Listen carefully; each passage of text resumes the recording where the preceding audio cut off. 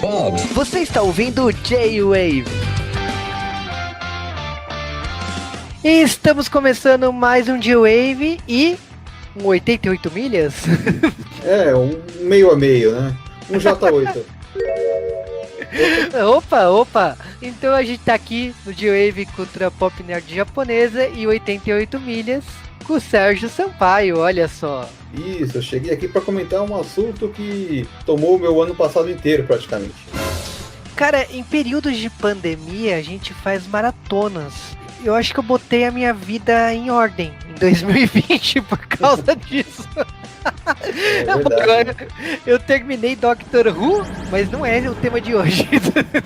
É outra coisa, né? É um tipo de série, mas não é com o doutor, né? Pode ter doutores, mas são outros, né? Exatamente. Bom, então a gente tá falando de K-drama, né? Ou, em coreano, Durama. De acordo com a romanização revisada coreana, é Durama, né? É, porque o pessoal costuma muito falar dorama, né? Mas dorama é do japonês, né? Em coreano é durama. Eu acho que a parte mais engraçada disso é que as pessoas começam a enfiar as letras dos países na frente de drama. E não funciona assim. Tirando J-drama e K-drama, os outros países não funcionam com essa lógica. Mas a gente vê o pessoal falando de C-drama pra China, né? T-drama, né? Que pra Tailândia. Então, mas aí tipo, tem Taiwan, tem Tailândia. Aí eu já vi Thai-drama. Aqui no Brasil não tem BR-drama, né?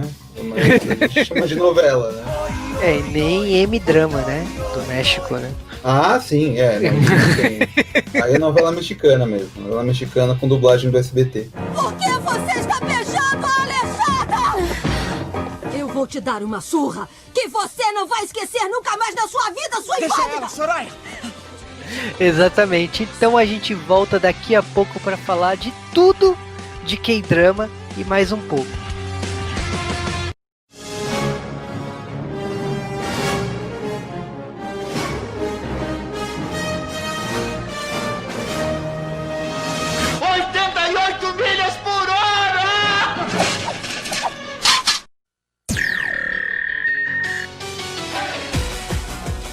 Então a gente já deu aí essa introdução sobre os famosos K-dramas, né? Como a gente tinha comentado, foi algo que eu voltei a assistir ano passado, né? Mesmo antes dessa pandemia aí, lá em janeiro mesmo, eu falei, vou voltar a assistir os K-dramas. E então eu assisti um monte de K-dramas, eu acho que o Juba também assistiu. E é por isso que a gente veio aqui comentar sobre isso, né? Porque é algo que está crescendo muito hoje em dia por conta da onda Hallyu, né? A onda coreana. Junto do K-pop, é um dos produtos, né, da Coreia do Sul que mais tem aparecido por aí. Já tinha muita gente que baixava na internet, mas está popularizando muito, né? E no ano passado, o K-drama foi um dos conteúdos do Netflix, por exemplo, que mais cresceu. Isso tem muito a ver com o pessoal ficou em casa, assistindo série e tal. Por isso a gente vai comentar aqui sobre esse crescimento, né? Exatamente.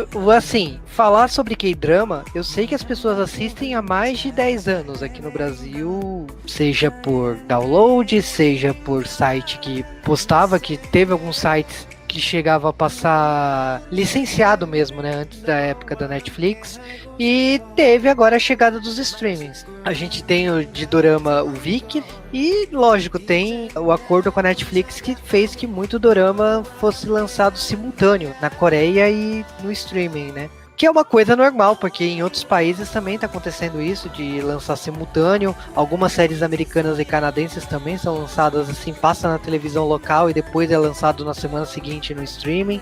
Então, o que está sendo feito com o K-drama não é muito diferente do que a Netflix está fazendo com os outros países.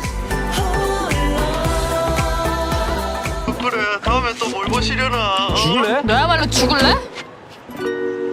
여보세요? 저기요.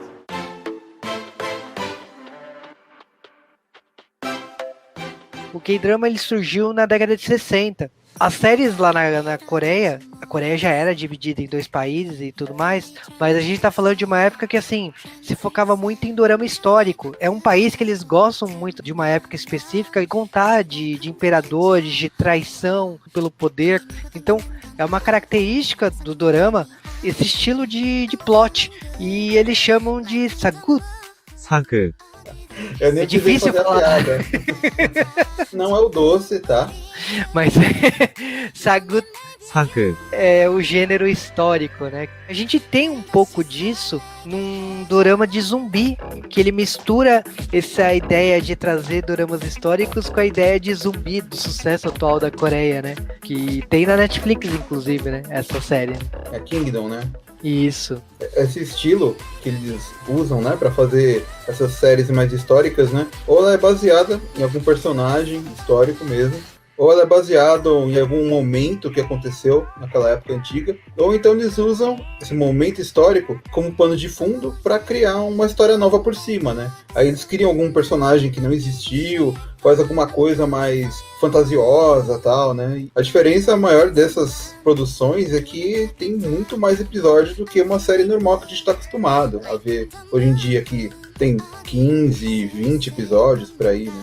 Assim, as séries coreanas, nesses primórdios aí, tinham 200 episódios, era uma coisa bem BR, podemos dizer assim. E aí o tempo fez que as séries coreanas se adaptassem a um modelo próximo de seriado americano de temporada. Então, 12, 24 episódios, a duração dos episódios coreanos é de 1 hora, às vezes 1h10, 1h20.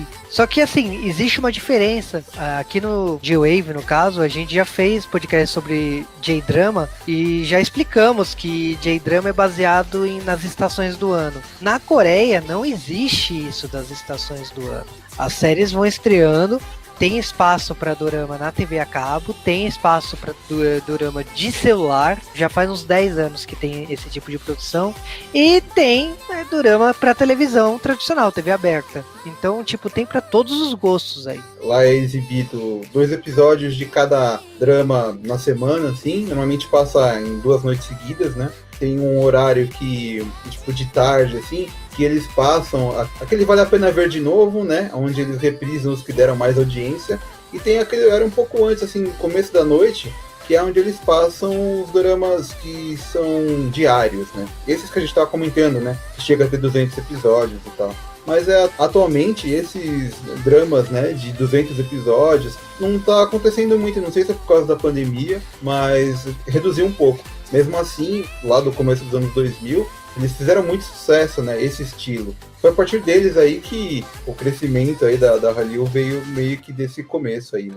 Sim, como a gente falou de doramas históricos, uma coisa que a televisão coreana começou a inserir para quebrar esse clichê, né, de tantas produções históricas, porque, por exemplo, um dos símbolos mais importantes da Coreia é o Sejong, que foi quem criou a escrita coreana, né, o Hangul, 한글, e é uma figura bem explorada nas produções coreanas. E aí a gente tem essa linha de criar personagens, de criar coisas diferentes aí, e começou a criar romances, fantasias, e aí a gente vai para doramas mais atuais, até porque eles perceberam um momento que o público jovem não se identificava com os doramas, então eles começaram a trazer as produções pro período atual, para atrair esse público jovem. Então teve uma série de mudanças aí que fez com que o dorama ganhasse as características que a gente conhece hoje em dia. No Brasil, especificamente, na América Latina e tal, é um momento bem específico. A gente começa a ver produções de 2005, 2008, 2010, que começam a chegar no Brasil, seja oficial ou seja não oficial, como My Name is Kim Sang-soo, Full House. São produções que começam a fazer sucesso entre o público de K-pop, o público que gostava de J-drama e começou a conhecer K-drama. Foi um momento que a gente viu esse tipo de produção. E se você olhar para essas produções dessa época, são todos doramas de contexto atual. São romances, normalmente personagens adolescentes ou na faixa dos 30 anos. É uma característica que chegou no Brasil aí naquela época e acabou se fortalecendo depois com os serviços de streaming e tudo mais. Lógico, as produções históricas vieram junto nisso, mas foi uma consequência. O que fez sucesso com o público aqui do Brasil foi as produções que se passam no mundo atual, né? A gente tinha muito desses sagos 사극, Mas a partir dos anos 2000, mais ou menos, eles começaram a encurtar. Eles passaram também a fazer dramas que se passam em período histórico, mas que tem menos episódios, sabe? 15, 20 episódios. Então, esse formato aí de ter poucos episódios acabou funcionando bem, assim. E uma coisa importante é que difere, né, das séries americanas, é que não é feito para durar anos e anos, né? Eles fazem um roteiro que vai ter uma temporada, né? Uma ou outra série pode acabar tendo uma continuação, pode acabar tendo outra temporada, mas eles não têm essa tendência de esticar muito. E essas séries feitas para adolescentes, hoje em dia, né, eles acessam por aplicativo em celular, no YouTube. Os episódios têm tipo uns 10, 20 minutos, mais ou menos. E mesmo na TV eles tentam adaptar isso. Por exemplo, eu assisti ano passado a série Tainted, e ela, diferente dos outros dramas que tem 1 hora, ela tinha meia hora cada episódio. Era um tempo mais curto, que é para o público mais jovem não perder o interesse. Ela tinha personagens adolescentes, tinha uma trama adolescente, né? E era voltado para esse pessoal mesmo, né?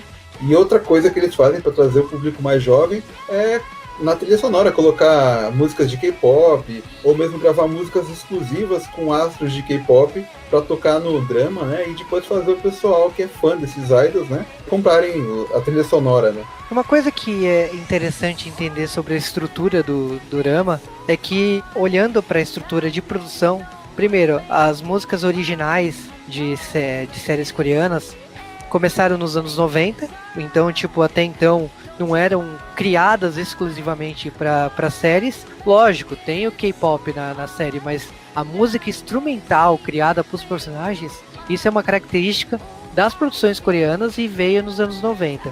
E outra característica que, assim, a gente sempre fala que os países da Ásia são um pouco machistas, né?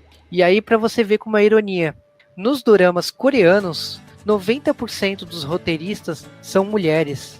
Então, tipo, é importante ver o sucesso das mulheres na hora de escrever novelas lá na Coreia.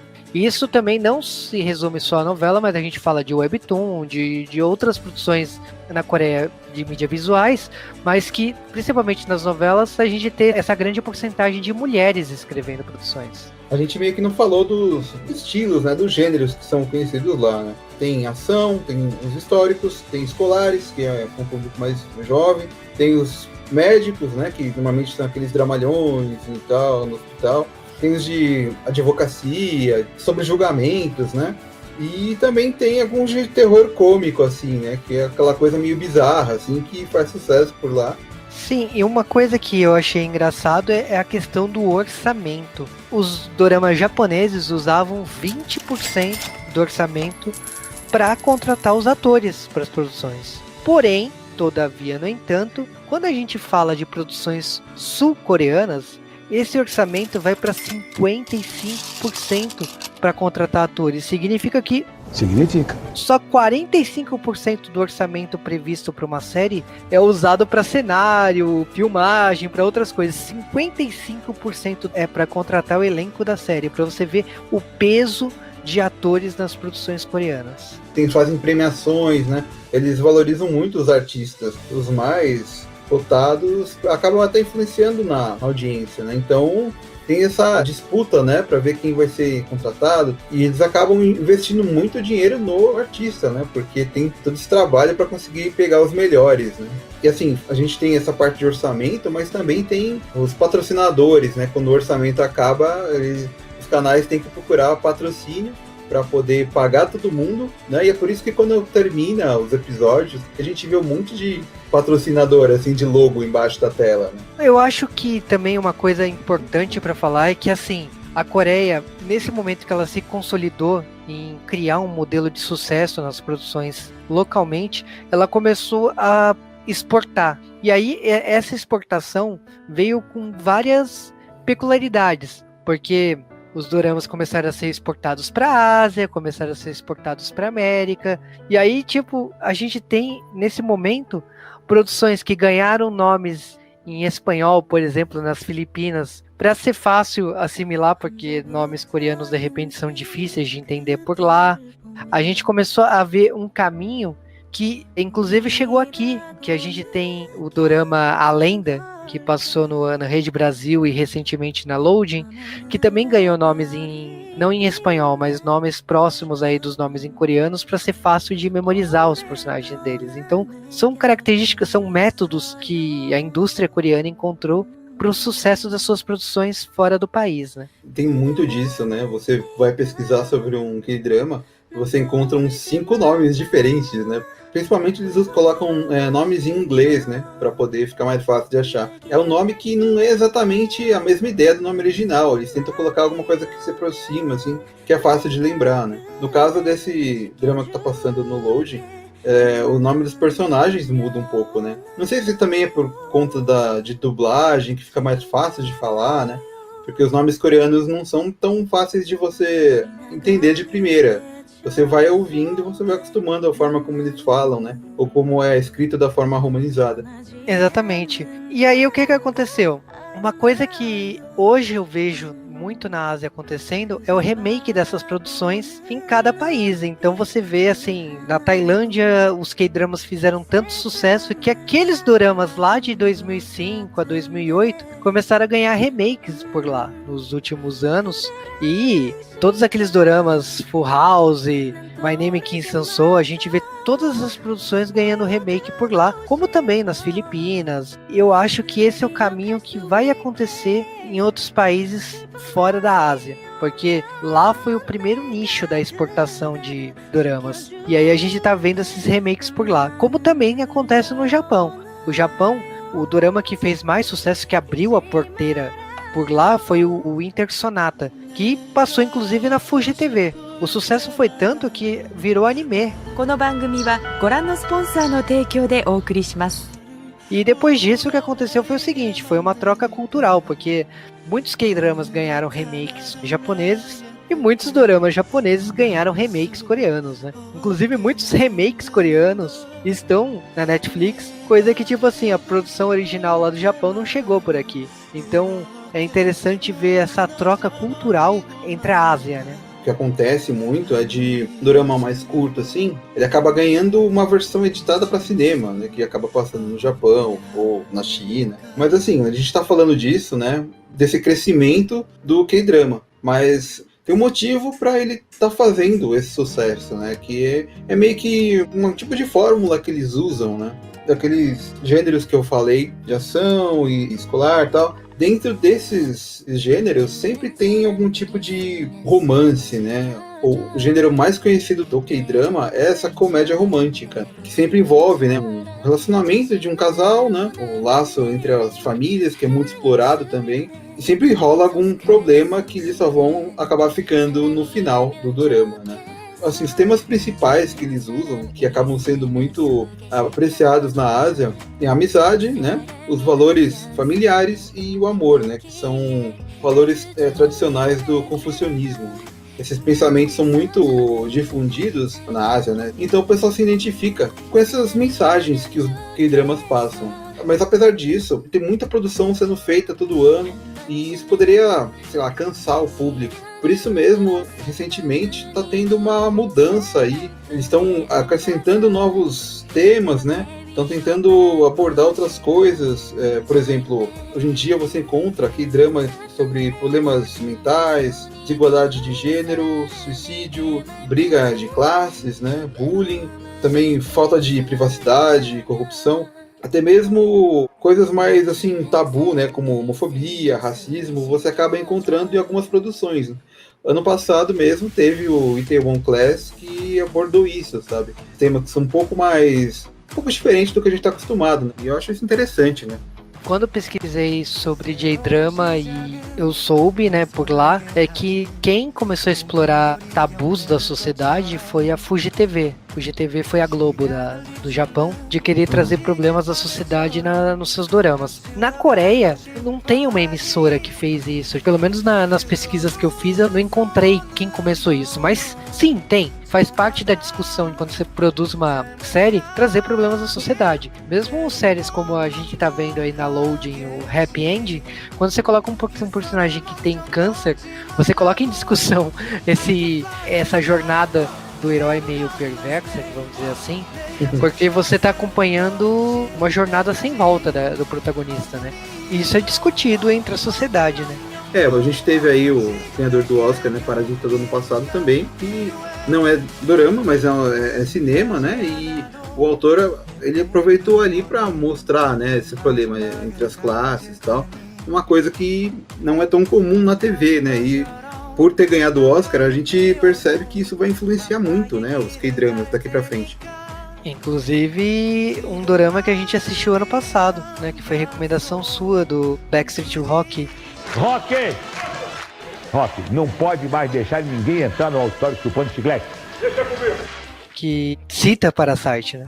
Assim, eles estão citando, né, o Parasita, mas é mais pra fazer uma comédia, né? Não tem essa abordagem aí, né, assim, tem tipo uma paródia, né? Exatamente. Uma coisa que eu queria comentar aqui que é a questão da exportação. Em 2003, a Coreia, quando começou a exportar dorama, a indústria de televisão movimentava 37 milhões de dólares. Em 2013, esse valor foi para 167 milhões. Você já percebe o quanto em 2013, a gente já está em 2021, já era um valor absurdo. Hoje, com os acordos de streaming, não dá para saber a movimentação financeira porque envolve produtoras internacionais, tem a questão da Netflix, tem a questão do Viki, alguns doramas têm licença exclusiva por lá, então é uma quantidade de dinheiro absurda. E quando a gente tem em 2003 já tinha sido 3 vezes maior que em 1999. Tipo, você percebe o quanto que a indústria coreana foi dobrando. Tipo, ela não para de crescer. E é por isso que a indústria coreana investe tanto em K-pop e investe tanto em K-drama. No caso da Netflix, quando a Disney e as outras produtoras começaram a cair fora de alimentar o catálogo dela, ela tinha um dinheiro sobrando, podemos dizer assim, que ela decidiu focar em outros mercados. Um dos mercados foi o mercado japonês, por isso que muitos animes começaram a ganhar produções exclusivas da Netflix. A outra opção foi a Coreia. A Netflix pegou esse dinheiro que ela investia em produções nos Estados Unidos, no Ocidente, e ele focou na Ásia. Foi o que aconteceu nos últimos 2-3 anos.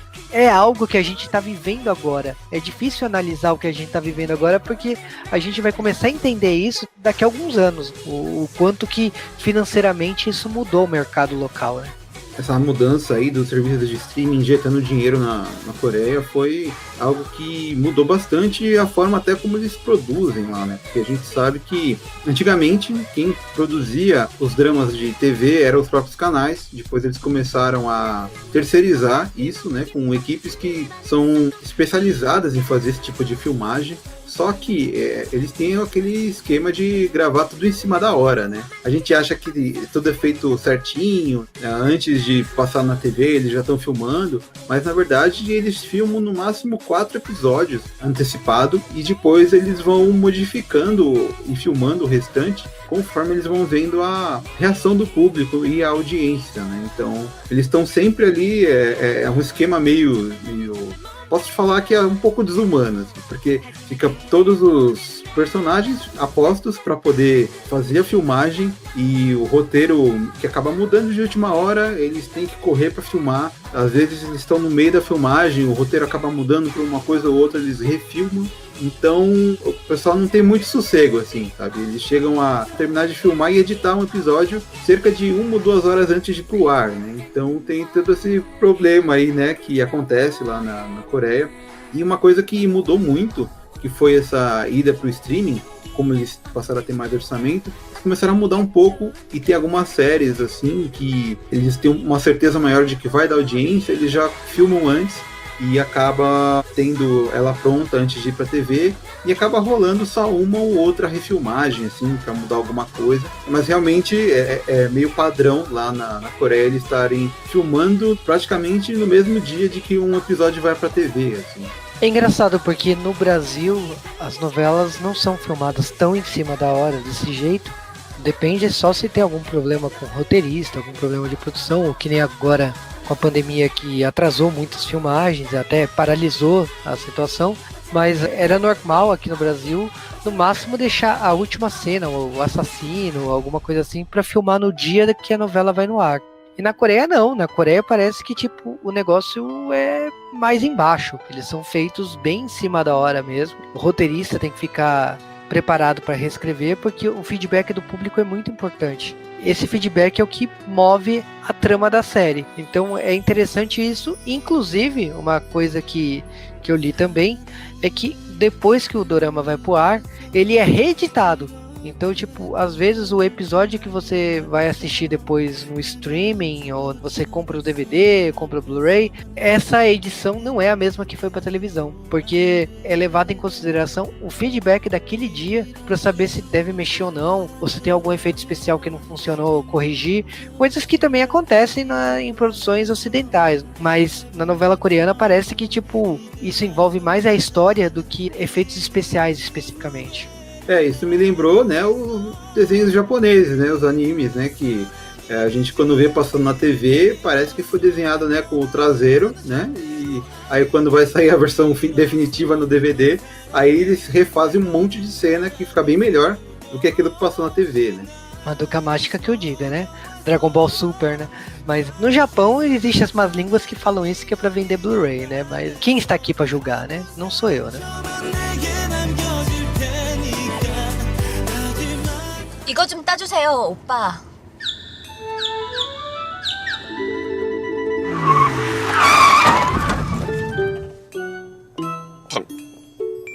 방금 뭐라 그랬지?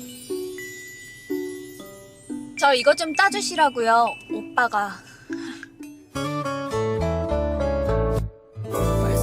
Bom, agora que a gente falou a base dos K-dramas, eu gostaria de perguntar pro Sérgio qual que foi o seu primeiro K-drama? Assim, bom, vamos lá.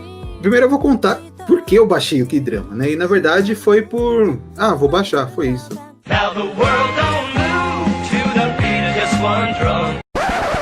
Não foi nada demais, assim. Eu tava há muito tempo atrás, eu estava navegando pela internet, na minha internet de 10 mega, procurando lá meu seriado japonês pra baixar alguma coisa, um Kamen Rider, seja lá o que for, e eu tava num desses fansubs aí. E eu achei lá um fansub diferente, né? Que falava de K-dramas, J-dramas, e eu vi lá um que eu achei, falei, vou baixar isso aqui, vamos ver o que é, né? Que eu acho que, se eu não me engano, ele tava sendo legendado ainda. Eu falei, vou baixar esse aqui e ver o que é, né? E ele tem, como eu falei, ele tem vários nomes, né? Tem Witch Amusement, Witch Ma, Witch Yuri, os coreanos chamam de Manyo Yuri. Não, peraí, falei errado. 마녀유희. Manyo Yuri. Traduzindo em português seria brincadeira de bruxa, né? Como é bom, como é bom. Eu assisti o primeiro episódio, eu achei ele bem diferentão do que eu estava acostumado a ver na época. Ele é uma comédia romântica, ele tem muita cena de piadinha, assim, e ele é do ano de 2007. O roteiro dele é basicamente assim: tem uma mulher que é dona de uma empresa grande, ela maltrata, assim, os funcionários, ela só pensa no trabalho, ela parece que uma pedra de gelo, parece que ela não tem sentimento nenhum, e ela vive indo naquele desencontro às cegas, né, que é uma coisa que é muito comum nos K-dramas e parece que na Coreia também. Ela sempre encontra os caras, ela tá sempre de cara feia, de cabelo preso, de óculos de armação grossa, assim, parece que ninguém serve pra ela nunca tá contente com ninguém. Tem também outro protagonista, que é um cara que trabalha num restaurante, onde ele entrega comida e tal. Aí acontece um rolo, ele acaba se envolvendo num acidente com ela, ele não consegue pagar o conserto do carro pra ela, ele não tem dinheiro porque ele é ferrado e ela é super rica. E no fim das contas, ele meio que acaba virando um servo dela, assim. Ele vira um empregado, ele começa a trabalhar na casa dela porque ele estava tentando procurar emprego para trabalhar no restaurante, para ser um cozinheiro e tal. E ela gosta da comida dele e ele começa a viver lá, só que ela é super ruim com ele. Aí começa a ter aquelas cenas meio de comédia romântica, dele cair em cima dela, e aquelas coisas que a gente sabe que tem em produções asiáticas, né? Aí ele percebe que ela tá procurando alguém para ficar, e meio que ele fala, tá bom, então eu vou te ajudar, eu vou te fazer um banho de loja, coisas do tipo, vou te ensinar a se portar como uma mulher e você vai encontrar alguém para ficar. Aí vai passando a história e, pra variar, obviamente, né, que eles acabam se apaixonando, né. No trabalho, ela é a chefe lá E aí, quando o cara começa a cuidar dela, corta o cabelo, troca a roupa, deixa de usar aquelas roupas de defunta que ela usava, o pessoal começa a ver ela com outros olhos, né? Só que ela tem rolo de um carinha que ela gostava de antigamente, e tem um cara que também trabalha no restaurante que é amigo dela, que ela também pode ser que goste dele, e tem todo aquele rolo embaçado até chegar no final, onde ela fica com... E assim, eu gostei da série, eu lembro da trilha sonora até hoje, de algumas musiquinhas que tinha lá. O que me fez baixar outros doramas depois foi porque eu gostei da atriz principal. Fui atrás de outros dramas que tinham a mesma atriz e fui vendo outras coisas, assim, fui conhecendo outros dramas e tal.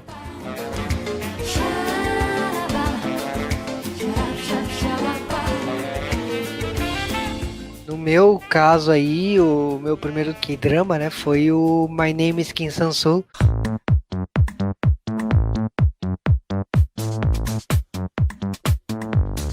Sabe aquela coisa assim, eu tava começando a assistir série japonesa e eu tinha assistido Denshotoku, o My Boss My Hero, alguma coisa assim, e eu não tinha assistido nada coreano. E eu senti logo a diferença, assim, né? Porque produção japonesa não tem 1 hora de episódio, né? E aí 16 episódios é maior que a quantidade de episódios produzidos no Japão. Então a gente sente o baque, assim, né? E essa série, ela é vendida como a versão coreana do Diário de Bridget Jones. A Kim Sang-soo, ela é aquela garota acima do peso, chegando aos seus 30 anos, ela é confeiteira, ela é traída e tudo mais. E você tem o dono do restaurante aí, que é o Ryu Jin-hyun, que ele é aquela coisa, ele humilha ela, bem K-drama depois, né, que é aquela briga de gato e rato, que lógico que eles vão acabar no final. Tem vários clichês que naquela época eu não sabia, mas que você acaba identificando em várias produções depois. Você identifica a questão do cara também ter 30 anos e não se encontrou ainda, ele é herdeiro de uma grande empresa, mas ele abriu a sua empresa de confeitaria, tem uma sogra maldita, tem um monte de coisa aí que você vê em Boys Before Flowers, Coffee Prince, Full House, você vê em outras produções coreanas que mostram um personagem na faixa dos 30 anos, que é sempre essa indecisão até a pessoa se encontrar, e que normalmente são herdeiras de grandes organizações e que estão num momento de transição aí da vida, com influência dos pais normalmente aí atrapalhando, né? Foi uma série bastante interessante e bem diferente do que eu estava acostumado até então. E depois disso, eu assisti Full House, assisti Gong, um monte de outras produções coreanas que trouxeram pra mim um jeito totalmente diferente do que os japoneses faziam.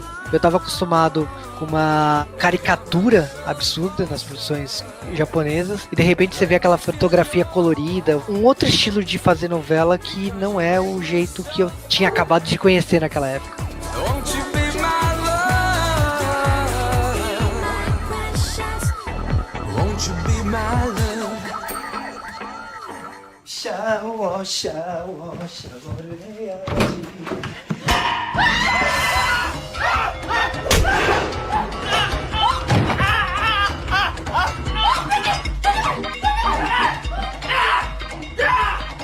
너! 네가 왜 거기서 나와? 아니 바지를 벗고 그래요! 아이 씻으려고 그랬지! 나 씻고 나온 거라고요! 오!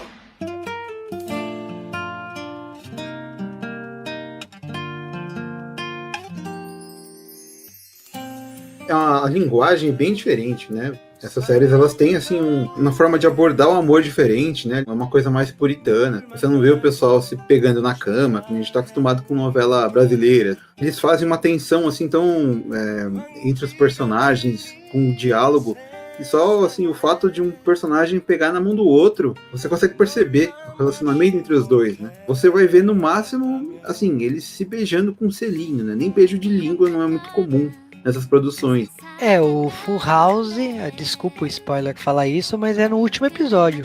E é um selinho, tipo, não é nem o beijaço, assim, né? Essa é uma característica da época. Significa que todas as produções são assim? Significa. Não. Muita coisa mudou em 10 anos, 15 anos aí de produções coreanas. Tem gente se pegando. Tem, mas não é comum. personagem que se vinga e vai pra cama com o outro, tem isso aí? Tem. Não é tão hipocrisia assim, mas são coisas mais raras aí, né? Eu lembro muito desses beijos, selinhos aí que você tá esperando uma coisa mais ocidental, né? De a pimenta, né? E aí você vê essas séries dessa época, é tudo assim, acaba tudo com esse tipo de selo no último episódio. O primeiro drama que eu vi, ele era nesse naipe, assim, ele tinha até uma piadinha ou outra, assim, de, o cara caiu dentro da banheira onde a menina tava, mas ela tá toda cheia de toalha, assim, né, na cabeça ou no corpo, assim, então não tem nada apelativo, sabe? É porque, assim, essas produções, elas têm muito foco em público feminino, porque a grande parte do público na Coreia é feminino, né, que assiste. Então eles dão muito, assim, destaque pros atores homens, né, então eles pegam os caras bonitos para fazer papel, os personagens deles, né, sempre são aquele cara que tá procurando um amor verdadeiro, e que ele é sentimental e é inteligente, perfeitão, assim, né. Então você vê que eles têm esse foco de agradar as mulheres, né?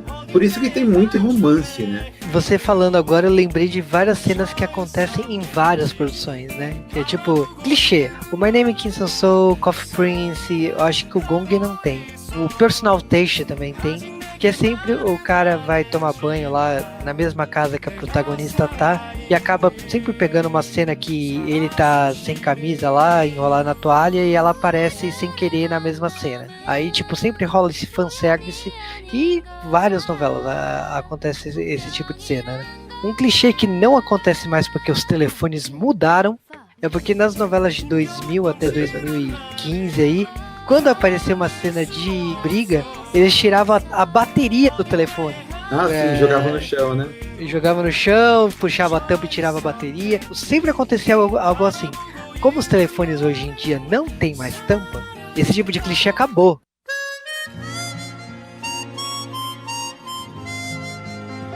Mas que era uma coisa normal, era normal. É verdade, né? Uma coisa que eu preciso comentar é que tem a minha tríade aqui de atrizes que eu gosto, dos K-dramas que eu sempre pego pra assistir coisas que elas fazem, né?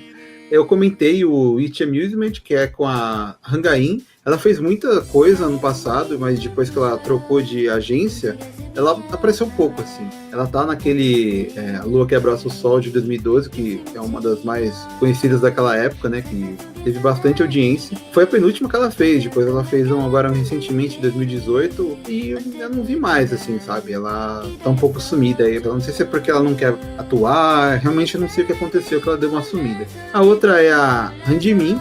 Uma é Han In, outra é Han Jimin, muito parecido o nome.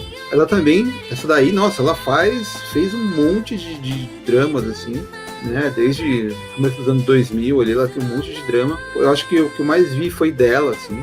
O primeiro que eu assisti dela foi o Rooftop Prince. Depois eu fui procurando outros, tal. Eu vi que ela participou daquele Isan, que é um drama histórico, que tinha 77 episódios, e eu assisti com legenda em inglês mesmo, porque gostei da história. Aqui tem coragem. Coragem tem, e depois que aconteceu, né? E por último, tem a Kim Yoo-jung, né? Ela tá aí no Backstreet Rookie. Ela participou também lá do A Lua que Abraça o Sol, mas ela, na época, ela ainda fazia papel pequeno. No caso, ela fazia uma das crianças do começo, assim, né? Dos primeiros episódios. E, assim, uma coisa legal é que esse A Lua que Abraça o Sol, as 4 crianças que eram do começo, elas acabaram ganhando muito destaque porque a novela teve audiência. Então, essas 4 que já não são mais crianças, né? Porque tem 9 anos, né? Que foi pro ar. Todos eles já têm, assim, papéis de destaque, assim, muito grandes, né? Eles estão sempre sendo agora protagonistas de drama adulto. E é isso aí, né? Eu assisti a Backstreet Rookie ano passado, eu achei um dos mais legais aí do ano passado pra mim, eu achei muito divertido. E essa é a terceira das 3 atrizes que eu mais gosto. Então eu vou acabar ficando com o elenco masculino, né? Então vamos lá, né? O ator que eu acabei conhecendo por causa, olha só, hein, de Coffee Prince, mas eu acabei reencontrando em Train to Busan, que é o Gon Yeon. Eu assisti algumas produções dele, mas assim, foi Coffee Prince que foi aquele clichê, ela é demais, né? Da garota se disfarçar de homem e tudo mais. A cara começa a ficar gostando dela como homem. É comum também uma porrada de drama. Então, ele é um. O outro... o Sérgio vai zoar, né? Mas é o Park Bo-gum, que é Reply 1988, né? Acabei gostando muito dele. Depois a Record e outro que eu esqueci o nome agora em português, é Passarela dos Sonhos da Netflix. Aliás, eu percebi que ele evoluiu bastante de um dorama pro outro, então normal aí começar a gostar da evolução dele, né? E aí ele é o cara bombástico, né? Como já dizia o meme, né?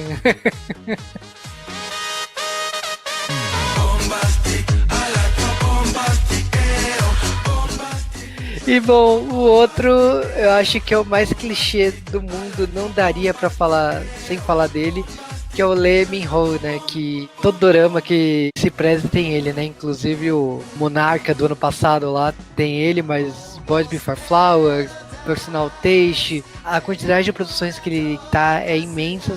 É meio que um clichê, né? Tipo, sempre esperam a participação dele e nunca decepciona, né? Por mais que ele tenha o mesmo problema de alguns atores, eu vou acabar sempre comparando ele, porque no caso ele fez o personagem equivalente do Matsumoto Jun lá no Hanayori Dango, que é aquela coisa de só sabe fazer metida besta, né? Quando exige um pouquinho mais de atuação, não vai. E ele fez City Hunter, ele fez uma porrada de dorama aí, mas eu gostei muito do Rei Eterno, em português eu não lembro agora. Tá na Netflix e tem dublagem, olha só. Que coisa.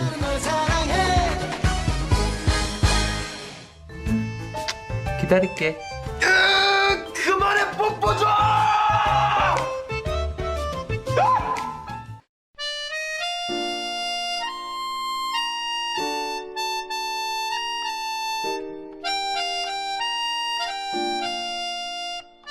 Então, esses são os 3 atores aí que eu reconheço sempre aí de produções e, lógico, tem muito mais aí porque, sinceramente, diferente das produções de outros países, sei lá, eu não consigo mirar muito em alguém, assim, vou assistir só doramas dessa pessoa, assim, não consigo fazer isso, então eu vou mais pela comédia romântica, ou, sei lá, eu gosto desse negócio de viagem dimensional,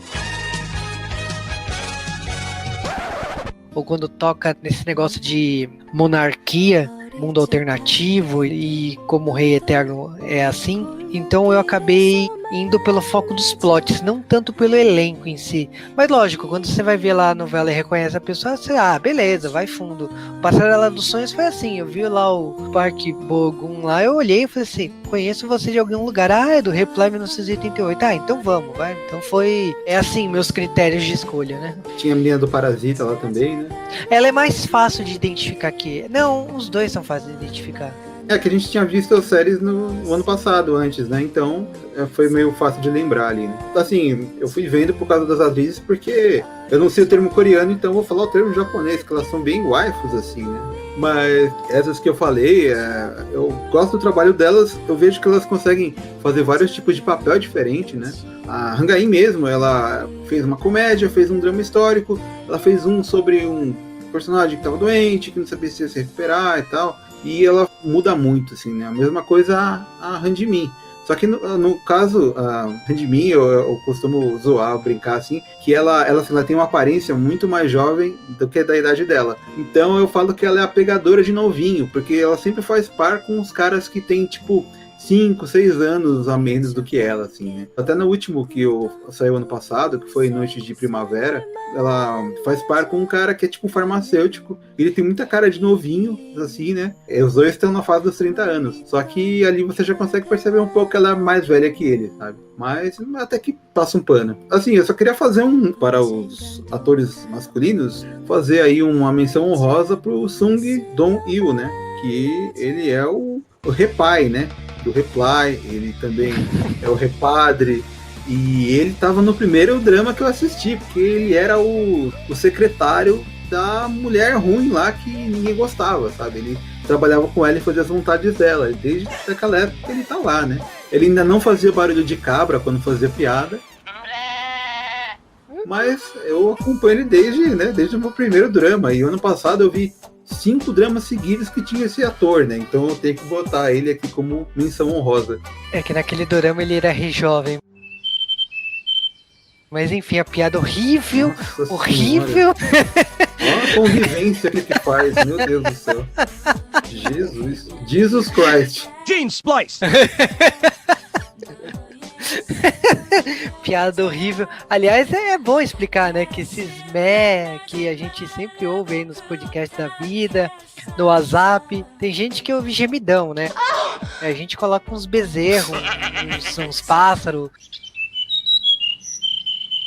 uns negócios aí nos grupos dos amigos, né? E aí a gente não explica o que é, vem da onde? Vem de reply, né? Porque reply é uma vida, né? Literalmente, né?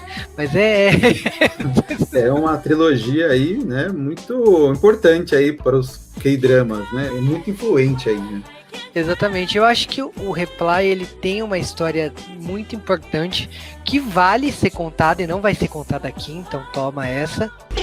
Mas porque o Reply ela tem a questão de se passar nos bastidores da Coreia, né, nos anos 80, nos anos 90, mas principalmente de passar nos bastidores também da origem do K-pop. Então, ela tem sua própria história, mas ela tem um sabor especial de você entender o que está acontecendo na Coreia naquela época. Então, vale ir atrás por isso, e a gente vai falar disso em outros lugares aí no futuro. Verdade, né? O que chama atenção no Reply é que ele volta no passado e, ao invés de voltar lá na era Joseon, lá, que é a mais usada, eles retornam para um passado recente. E o diretor Shin Won-ho, ele começou lá no 97, foi para 94, foi para 88, e ele continua seguindo essa ideia de voltar ao passado para mostrar alguma coisa atual. Então, ele evoca aquela época, ele usa as coisas que acontecem naquela época e cria uma história por cima, né? E eu acho que é por isso essa nostalgia que está fazendo tudo que ele produzir ter muita audiência. Apesar de passar em TV fechada por lá, a audiência é muito grande, assim, né? O que está abrindo caminho para ele continuar produzindo, né? E ano passado a gente teve o Hospital Playlist, que veio depois do Prison Playbook, e aí ele esse já é o quinto drama dele, e parece que para esse ano a gente vai ter uma temporada 2 aí do Hospital Playlist, espero que tenha, porque ele sabe muito bem trabalhar, assim, a vida cotidiana dos personagens dele são interessantes, né? A gente acaba gostando muito de acompanhar, né? Uma coisa que eu me sinto atraído pelos K-dramas é que, assim, olha só, entregando a idade, né? Estando na faixa dos 30 anos, eu gosto de produções que focam na minha idade. Então, as produções coreanas normalmente focam nessa idade. Ou finalzinho dos 20, né? 28, 27. Então, você vê produções que trabalham muito personagens nesse momento, e normalmente eles estão perdidos na vida, sempre é isso. Então eu gosto dessa característica das produções coreanas. Mas para datar mesmo, para falar que tipo assim, olha, vocês esqueceram, não tocaram no assunto, a gente tem que falar de Pousando no Amor, né? Crash Landing on You, ou Saragi Bu Shak. É uma novela que a protagonista acaba caindo na Coreia do Norte. Ela foi a terceira maior audiência da história dos doramas lá na Coreia do Sul. E que esse ano, olha só, fofoca, hein? Capricho, né? Os dois protagonistas... Os dois protagonistas começaram a namorar, né? Coisa raríssima, né? Então aconteceu e virou manchete, não? Não? Falamos junto. Tá preparado as piadas aqui. Exatamente. Mas o Pousando no Amor foi uma história sensacional por mostrar uma Coreia do Norte realista, né? Teve muita gente na equipe que contribuiu para mostrar um lugar que não fosse uma piada, né? Normalmente as produções sul-coreanas, quando mostram a Coreia do Norte, é meio galhofa, né? O Pousando no Amor, às vezes, tem uma galhofada ali no meio, mas vamos dizer que uns 70%, 80% ali mostra uma Coreia do Norte mais palpável. Então, gostei disso porque faz com que você torça pelos personagens da Coreia do Norte em diversos momentos. E é uma produção que tá na Netflix e que fez esse sucesso todo na Coreia e que vale a pena assistir.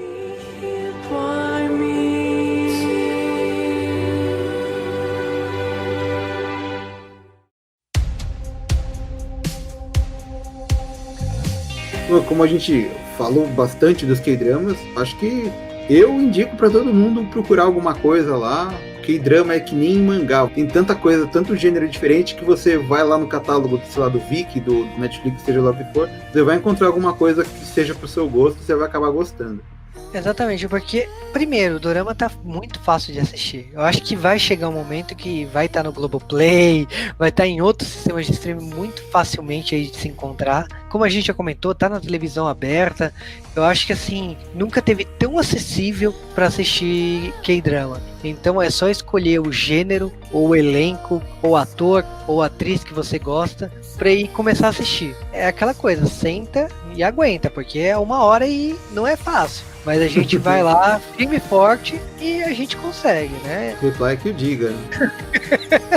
Reply, olha, meu Deus do céu. Esse diretor aí, ele foi ganhando prestígio. Aí no primeiro tinha meia hora, no segundo tinha 1h10, no terceiro ele tá com 1h40 de episódio. O cara amalucou-se, né? Mas a história é boa, pelo menos. O Reply 1988, cada episódio é um filme de 2 horas. É tipo Sherlock da BBC. Só que a diferença é que Sherlock era 4 episódios por temporada, coisa do tipo, né? Você chega no Reply, nossa senhora, é uma porrada. É uma porrada, né? Quem diria que um dia, num K-drama, eu fosse ver a professora Helena? Então. São coisas que a gente tem que segurar aí, que a gente vai falar disso depois. É verdade, é verdade. Na verdade eu não vi, eu vi meio borrado, mas eu identifiquei. Também tem um motivo de estar borrado. Direitos autorais. Ela não tá pelada, gente. Ela não tava pelada. Ela tava com a roupa da escola, tava com aquele lacinho na cabeça, mas tava borrado. Mas tava quadriculado lá. Não rolou.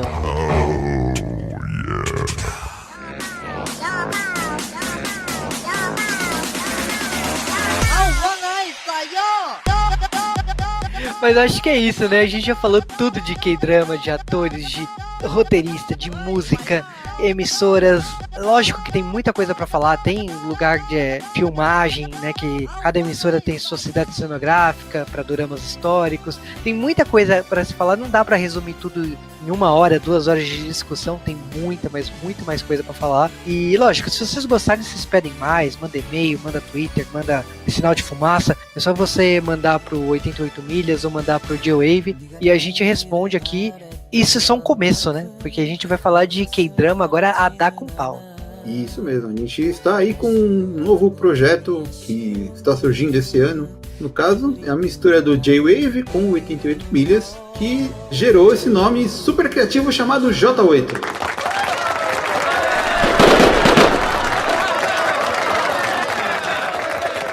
Ou J8, ou J8. O que você prefere, Juba?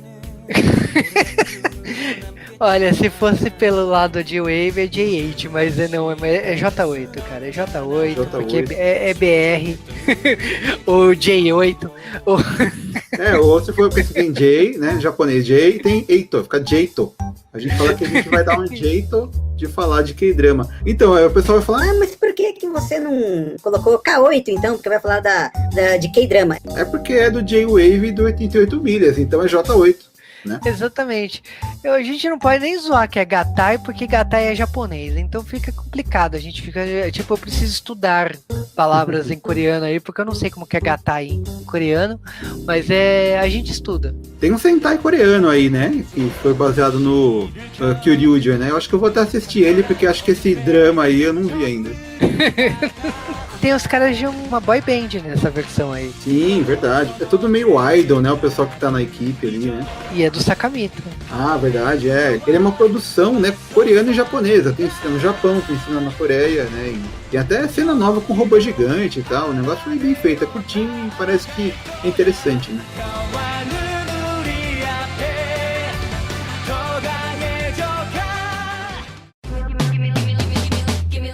Isso é uma coisa, a gente falou de idol, né? Como eu tava falando, né? Indicando pro pessoal assistir. Pra quem nunca viu nada, que gosta de K-pop, esse ano agora a Jisoo do Blackpink vai estar num K-drama aí, né? Snowdrop, que vai estrear da metade do ano pra frente. Então, quem segue ela já deve estar sabendo, né? Mas mesmo assim, quem é do K-pop, gosta de BTS, quer ver como os idols se saem dentro dos K-dramas, tá aí uma indicação, Snowdrop, nesse ano. Exatamente, né? Então tá aí as sugestões. E bom, agora é o momento do jabá, né? Jabá! Então, Sérgio, fala aí do 88 milhas. 88 milhas um site que fala sobre cinema, games, às vezes fala de tokusatsu também. Tem alguns K-dramas que a gente comentou lá, Dream High, por exemplo. Faz um pouco de tempo que a gente gravou, mas tá lá nossas opiniões. Podem acessar lá. O canal no YouTube também tá cheio de vídeos agora sobre games e tá sendo alimentado toda semana, né? Com conteúdos novos. Tô criando aí uns vídeos diferentes, né? Um conteúdo próprio ali. Tem alguns reviews também de alguns jogos recentemente que eu recebi para fazer review do final do ano passado ali.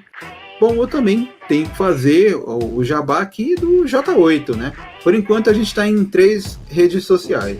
No Facebook tem lá J8 Lives, L-I-V-E-S. No Instagram, que é j8.lives, porque alguém já tinha pego, né, o login sem ponto. E teve que ficar assim, infelizmente. E tem o nosso canal no YouTube, onde a gente vai fazer algumas lives falando sobre K-drama. A gente ainda não tem aquele link pequeno, então eu tive que fazer um link no tiny.cc/canal J8 Lives. É só isso, você acessa lá, segue a gente e em breve a gente vai estar aí fazendo as lives que vocês vão curtir sobre K-drama. Exatamente. Então, falando de Wave é o podcast de cultura pop nerd japonesa, e só clicar lá no J-Wave para ouvir podcasts de J-drama, K-drama, filmes, tokusatsu. Eu prometo que esse ano eu quero trazer mais tokusatsu, porque ano passado foi um ano bom para tokusatsu, né? E 2021 tá propenso a continuar essa onda, né? Tivemos um susto aí pequeno aí no começo do ano, mas já tá tudo de volta. E aí a gente tá torcendo aí pro crescimento do tokusatsu aqui no Brasil, com 10 séries do Ultraman, um monte de coisa aí. E a gente tá torcendo por esse crescimento. Aí teve Kamen Rider inédito no final do ano passado. Então a gente nós queremos, né, falar de tokusatsu, porque é importante gerar esse público de tokufãs, né? E nós gostamos de tokusatsu também, é o que importa. É verdade, né? Por um lado, assim, Power Rangers tá saindo do Netflix, o Changeman saiu lá do Prime Video, mas por outro lado vai ter um monte de Ultraman novo dublado passando no loading. Olha que coisa, nunca imaginei que fosse ver alguma coisa nova dublada. Tô até chorando aqui. E Changeman voltou hoje, né? Então, voltou? Aí. Que beleza, olha, tá vendo? É o poder da força terrena. correndo.